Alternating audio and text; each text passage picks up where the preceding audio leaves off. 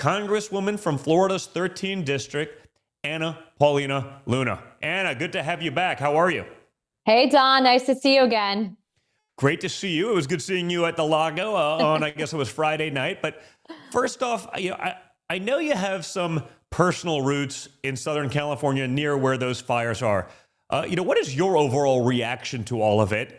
And what is Congress's role in this disaster relief? And does there need to be conditions placed in there to get further federal aid to California? I mean, I feel like, a lot of really bad stuff happened in North Carolina. There wasn't this kind of response. It feels like those people were left by the wayside.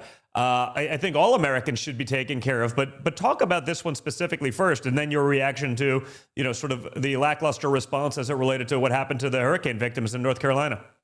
Yeah, so of course, for many of you that might not know this, I actually grew up in Southern California, and I still remember when Southern California was actually a Republican state. And so what I'm seeing happening now is you're seeing a lack of management and really qualification. And as a result of that, you're seeing some of the horrible response from the county and local and state officials in regards to the wildlife impact. And not just that, but what happened with the wildfires. So in my opinion, Don, I do think that this could have been better managed if you had someone that knew what they were doing, or you had a Governor DeSantis, for example, that was running the state. Now, we know that the media won't actually cover it, right? We know that the media doesn't want to be critical of Gavin Newsom. But what I will tell you is that you are correct. What we found out in our oversight hearings is that FEMA actually was openly discriminating and covering up, from what I found in my line of questioning, some of the cases in regards to them denying claims for supporters because they were either conservative or had Trump flags or signs in their lawns, at least in Florida. And then also, too, a whistleblower said that that was happening in other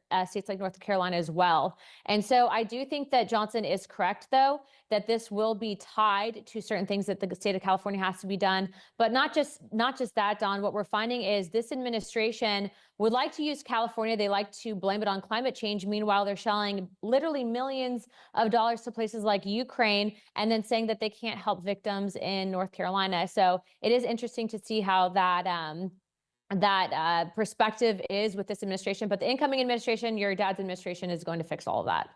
Yeah, it was sort of amazing. We can't get aid to people who lost everything, houses, loved ones, their businesses, in North Carolina, but we can pass a bill to send another couple $100 million to Ukraine overnight. But we also saw Democrats actually directing their followers to support the relief efforts in California by going to Act Blue. I mean, the Democratic fundraising apparatus, is that even ethical? Is that even legal? And does that type of behavior itself warrant further oversight from Congress? Yeah, it's not ethical. But remember, they did the exact same thing with George Floyd. In fact, that was largely the reason why Democrats were able to raise as much as they were during the George Floyd riots. They did the exact same thing. Now, what is interesting is with the new platform X, we have community notes. And so to see people like Elizabeth Warren and even Gavin Newsom being corrected in real time, and then obviously they weren't able to raise as much, but it's completely unethical because you have people that are low information, low propensity, people that might not necessarily think that they're, donating to the Democrat fundraising platform, but that's exactly what they're doing. It's nothing that I'm surprised by anymore, though, Don. I've seen a lot up here. And as you stated in some of those hearings, I mean, if they do it from their personal accounts, it's one thing, but they are pretty sneaky in regards to fundraising money in that sense. Yeah, it seems like they were pretty sneaky as it relates to some of the election stuff. So hopefully we'll get to the bottom of that too. But, Anna, what are your thoughts? I've talked a lot about sort of this broader new MAGA coalition that's going on. People from all different walks of life, different political alliances sort of getting together to try to, put America first and actually get this agenda that my father wants done passed. How does that translate to the work that you're doing in Congress? What do you see as the, first items of business in this new legislative session? Well, having the White House and Senate really does bring a new perspective to Congress as a whole, because a lot of what we're doing now and that we passed, we know that the Senate will likely also put on your dad's desk and it'll actually get signed into law. When we had Democrats controlling the Senate, they were really denying a lot of what we were sending up from Congress. And so, a lot of our priorities is going to be securing the border, but then also we have to make sure that we raise the debt ceiling and that we have, these talks and reconciliation to be able to ensure that Republicans deliver on that. If Democrats see a leverage point and they can force a Republican administration into negotiating with them, they will extract and extort, in my opinion, certain demands so that they can get legislation passed. So it's really going to be, I think, a test of the House majority, whether or not we can get along and deliver on the president's agenda. So as you see, Don, we have people from all different factions of Congress, whether it's the moderates, whether it's the more hardliners and conservatives like the House Freedom Caucus, or whether it's some of those more libertarian leaning members that are going to be delivering on that. So here's to hoping. We're cautiously optimistic. But if I could just put something in perspective, Don, I actually just had a whistleblower come forward and put two very different stories on my table, right? Said that during the Trump administration, he had a little girl that was basically adopted. Her parents were suicide bombers that were Taliban. And so the MARSOC went in, rescued this little girl. She came to the United States. And the first Trump admin actually helped to fight for her to stay here in the States. Joe Biden's State Department and administration knowingly put this little girl in harm's way, actually deported her back because they were trying to spite the previous Trump administration. As a result of this, Don, this little girl was actually sexually assaulted. So my office is taking on this case, and we found out that the State Department was covering this up and trying to now currently release this little girl into the custody of a known person on the terrorist watch list in the United States. And so when I tell the American people that there are two very, very different administrations that I've had the opportunity to serve under in Congress, and I look forward to your father's agenda because of what I'm seeing in regards to exposing corruption and actually fixing a lot of these problems that we're seeing. You know, Congress's job just doesn't stop at voting. We have to ensure that we are helping President Trump eliminate the deep state that's currently worked against not just the American people, but has largely been responsible for putting innocent people in harm's way. Yeah, it's amazing. I mean, imagine, I mean, you want to release a young girl into the arms of a terrorist. I mean, you know, again, I say it all the time. It's like, it's hard to believe. You see, that's the same thing with all the pedophiles and all. Like, we're protecting and we're releasing pedophiles. We're assigning pardons for, you know, people on death row for multiple murders where they murder a young girl, you know, a week after she killed their mom. I mean, it's like, it's hard to believe. Like, I feel like I'm the star of the Truman Show, and people are just seeing like how far you can go before you break, because it's truly there. But hopefully you get to the bottom of that one too, and just hold these people accountable, Anna. But I do have to ask. I know we spoke about this a little bit last week. You've been a big voice investigating the mystery surrounding UFOs, UAPs. You know, what's going on? What's new? What's happened in these hearings, and where does it go from here?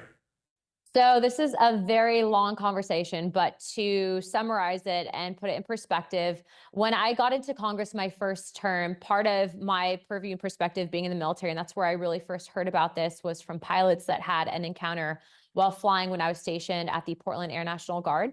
But part of this is related to national defense. Obviously, I'm in Florida. I have MacDill Air Force Base right in my backyard. So I had an interest in it from that perspective as a military member, and then also national security. But really where I honed in my interest is when I was approached by Representative Matt Gaetz and Tim Burchett in regards to two whistleblowers that came forward at Eglin Air Force Base, said that the Air Force had information and that they were essentially covering it up. So I, of course, went up there being a member of House Oversight. And when I tell you, Don, that I was essentially men in black with not just Representative Gaetz, but also Representative Tim Burchett, and that we were denied information as members of Congress. Remember, Congress writes the check and funding for all programs that exist and that are funded by the U.S. government. So there is no reason why we need to be denied access to anything, whether or not they deemed us able to look at the information. The fact is as a member of Congress, we have the highest security clearances. We should be able to provide oversight for that. They try to deny us the information. What I can tell you is in my investigations and just looking at it from a mathematical perspective, I do not believe that we are the only life form that exists in galaxies. But what I can tell you is from what I'm seeing, the way that the U.S. government has been handling this information, almost as treating the people as if we're stupid. I think that that's inappropriate. You know, what's interesting, Don, is that this has been the biggest push, not just in the House, but in the Senate, and it's bicameral and bipartisan. So we have people from, you know, people that I don't really like Adam Schiff, to Marco Rubio, who's our new incoming Secretary of State. And so there are a lot of people that realize that the information that we've obtained, the information brought forward by whistleblowers, to include also documented declassified evidence from the Pentagon, says that there is something out there. And so, not to be a tin hat wearing conspiracy theorist, I'm just going on facts and what I've been able to deliver. But what I can tell you is based on my research, it is real. I think the American people know that, but I think they want the US government to admit that. So here's to, I guess, the first admission that it's real. Yeah, no, I sort of feel like, again, for the last few months, you've seen some of the videos, you've seen some of that evidence, and it's like the world got so chaotic under Joe Biden, the administration, people struggling just to get by, us entering wars, the Middle East going to hell, that it was all of a sudden hey, here's all this pretty, this great evidence that UFOs are real, and people are like, I'm too busy to worry about that right now. I feel like at any other time in history, this would have been the biggest story in the history of the world, and yet the chaos sown by the Biden administration and their failures, it almost was like, we'll get to that later on. It doesn't even matter. Well, what's interesting is we actually did coordinate those hearings. So, I mean, we started the hearings in oversight. A lot of people, Don, didn't want to touch it. They thought that if they really addressed the topic of UAPs, that they would be kind of deemed as weirdos and lose their political careers. But we actually had, I think it was one of the largest viewed and biggest audience hearings in congressional history. And then the second hearing that we had, we just wanted to reaffirm and provide more evidence. Now, look, there's going to be both good and bad actors, especially in this space, because I think that there's a lot of money to be made in it, frankly. But I'm telling you, just based on what I found through government documents, Operation Paperclip, Operation Blue Book, these are all declassified programs that the US government had. And so it's not imaginary, it's not make believe, it's real. I just think that it puts things in perspective. We're on this little rock floating through outer space. And so I think it can kind of put some of your stressors in perspectives when you think about it through that lens. Yeah, I'm a Trump. There's no shortage of ego or hubris at times, but I'm like, who are we to think? We're this little thing in what's essentially infinite space, and we're the only ones that this could have possibly. I mean, you'd think just statistically, it'd be impossible to be alone. That doesn't mean someone's more advanced, but there almost has to be other life. So it'll be interesting to see this, and frankly, I hope we get full transparency into that. It's a shame, though not surprising, that even congressional oversight would be stonewalled. And again, I hope we can get rid of those roadblocks, because I think the American people need to know these things, and I think they also need to know where their money is being spent and or wasted. I think that transparency is going to be such a huge part of this administration. Once people understand just how bad some of these decisions are, just how bad the waste, fraud, and abuse is, they'll actually get involved and stop voting for it. When they think, hey, everyone's operating in good faith, once they realize that's not the case, I think we can actually get a lot done. Yeah, I'll just say this because I don't know how long the segment is, but look, I've been told that because I voted down FISA, for example, that had this, a section in it that was not in the best interest of the American people, needs to be reformed, right? Section 702, that I was not being a team player. And I would respond that, I serve the team of the American people in the Constitution. And so, look, this place can be reformed. I think your dad proved that. There's a lot of good people that have been elected. And even just comparing 2 years ago to now, there is change that's occurring in Washington. And it's a breath of fresh air, because I can tell you that when I first got up here, it was pretty hard to stomach some of the stuff that we were seeing. But again, that only happens when people choose to get involved and get engaged. And what I will finish with this, Dawn, is that if you can watch the hearings and some of the evidence that we presented, look at what Congress has submitted into the archives. And frankly, I'm going to be starting the Ancient Civilizations and Archaeology Caucus. There's a lot of interest in that. And maybe you'll come and watch some of our hearings then. Oh, I'll have to do that. I mean, Anna, you talk about that sort of coming in as an outsider. You weren't part of an political establishment. Can you talk about some of the other fresh faces and fresh voices in Congress, like yourself, perhaps new people that are coming in? Tell us about this current GOP conference and the reason for the optimism, hopefully, in this House. I mean, are you seeing more of those faces that just aren't part of the usual machine? What has that been like working on the Hill with those people? Because I think that's the biggest thing. If we can break some of that, that stalemate of just these people, well, this is the way it's always been, and I've been here forever. Where do we go next? Yeah, of course, for incoming freshman members, we have Brandon Gill, Abe Hamadeh. I mean, a lot of people that your dad endorsed were people that would deliver on the America First agenda, and also too weren't from Washington, weren't from DC, didn't engineer their entire lives to run for office, but simply stepped up because it was the right thing to do, which is more of what we need in Washington.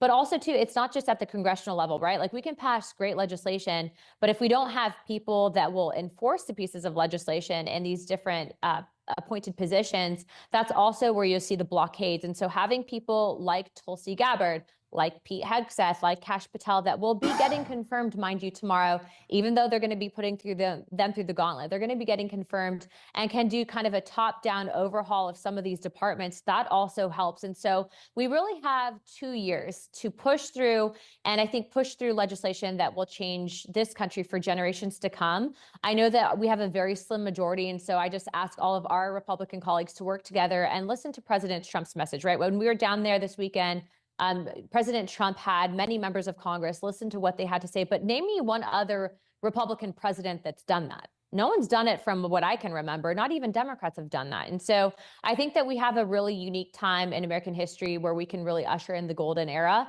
I'm not just saying that. I genuinely believe that. And so, again, I'm cautiously optimistic. We have 7 more days. So we have really a true leader back in the White House. And I think that that's really going to impact not just legislation here in the United States, but also foreign policy. And as you're seeing things with China and Taiwan, Ukraine and Russia, and really the Middle East, Israel as well, I think that that stuff is all going to quietly settle because we actually have a man back in the White House.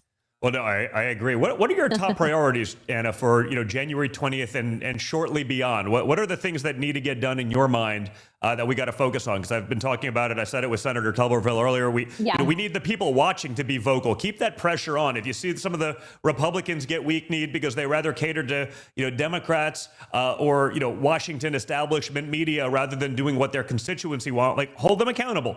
Get vocal. It's amazing how that works. When we put on that pressure, we can move mountains. But what are your top priorities for the first 100 days? So I'd say the top thing really to allow the president and his administration to deliver on the campaign promises to the American people, to include border security and all that, is we are going to have to raise the debt ceiling, and we are going to have to do that via reconciliation, meaning we are going to have to find savings for the American people, but also increase so that there is funding available for the incoming administration. So if you think of the U.S. government kind of like a corporation or a business, what's currently happening is there's a lot of spending and there's no profit, there's nothing coming in, but we're sending a lot out, right? So we need to kind of flip that around, adjust it so that we can get back on the right track. So that's probably number one. Number two, though, would be we have to stop what's happening with illegal immigration in this country. Not to scare people, but the U.S. government under Joe Biden knowingly released individuals on the terrorist watch list into U.S. territory, meaning that they are here, they are in your backyard. That's not to fearmonger people. That is dangerous. These people are not here to help the United States. They are here to hurt us. And so we have to fix that. We have to correct that. And also, we are not a true nation if we don't have borders. And so we have to ensure that our borders are secure. And then I would say from a very important, but the number 3 thing that we have to do, obviously top priority would be ensuring that our foreign policy is squared away. Right now, China is eating our lunch. We really do have a threat that China will invade Taiwan. Not just that, but we also have Russia and Ukraine. Obviously, us sending millions of dollars unaccounted for to Ukraine is not sustainable, not just for the world, but for the American people. And so having your father, open up dialogues and discussions with world leaders, which, not to throw shade at the current administration, but I don't think that those discussions were being had. And I say that because of what you're seeing happen on the world stage currently with other countries that are knowingly and outright disrespecting the United States. Those would be top 3. And then also to delivering on the campaign promises of dealing with this inflation. This administration currently under Joe Biden, the way that they spent, the way that they manage the economy, it's really not good. I think the incoming administration is walking into a dumpster fire, but I have faith that they will be able to sort out everything and turn the ship around. Well, Congresswoman Anna Paulina Luna, thank you so much. I look forward to seeing you in D.C. later on this week, but appreciate all you're doing, and we'll see you then. See you soon. Thanks. Guys, the news rundown is coming up in just a moment.